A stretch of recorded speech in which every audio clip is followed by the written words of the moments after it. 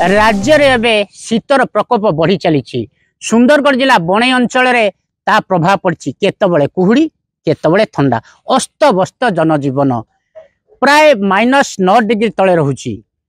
आउ समस्त मुहरे गोटे कथा ओह कि ठंडा ओह कि शीत आमे बर्तमान अच्छु बणई अंचल एक चा दुकान पाखे कि चा पीउथले आसन पचारि बुझिवा केमती कौन ठंडा होची कुहुड़ी भी केमती होची समस्त अस्तव्यस्त अछंती कौन कहिबे आज्ञा केमती कौन ठंडा होची ठंडा बहुत होची आज को 4-5 दिन होला बहुत ठंडा होची आ कणकणी टाइप रो भी होची हम समस्ते चा पाखरे बसिक निया जाली के चा पीउछु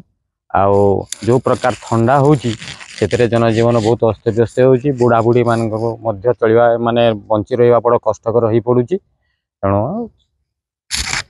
कौन कहबे आज्ञा बणई अंचल तो जंगल पहाड़ घेरा अंचल केमती कौन जंगल पहाड़ घेरा बणई अंचल प्रबल ठंडा सागु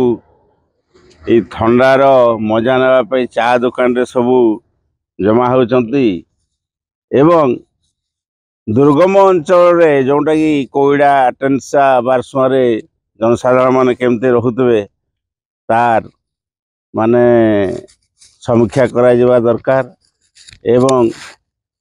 प्रबल शीत कणकणी केमती से माने रक्षा पाइबे तार व्यवस्था करा गले भल होता आम संगे आउ जने साइक्लिंग करके आउथले ठंडा केमती होची से कोन कहबे आपण तो साइक्लिंग करके आउथले केमती कोन ठंडा रहउची ठंडा छडे कोन कोन ठंडा बहुत रोचे सेतबे हमें साइक्लिंग आसछु डेली केते टेम्परेचर रहउची बणे बहुत कम रहउची सेपे आपण गरीब दुखी मन केन कोन करछन से मन गरीब दुखी को पाई बहुत असुविधा एटे माने बहुत ठंडा होची तांको पाई किछि साहाय्य सहानुभूति कले सरकार भलो होता आपन देखले से कहथले जो गरीब दुखी जंगल पहाड़ घरे अंचल अछंती तांको दे सरकार कंबल किबा कि स्वेटर फिटर जोगायंता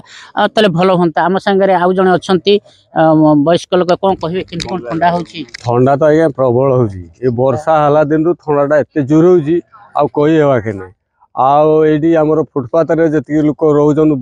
माने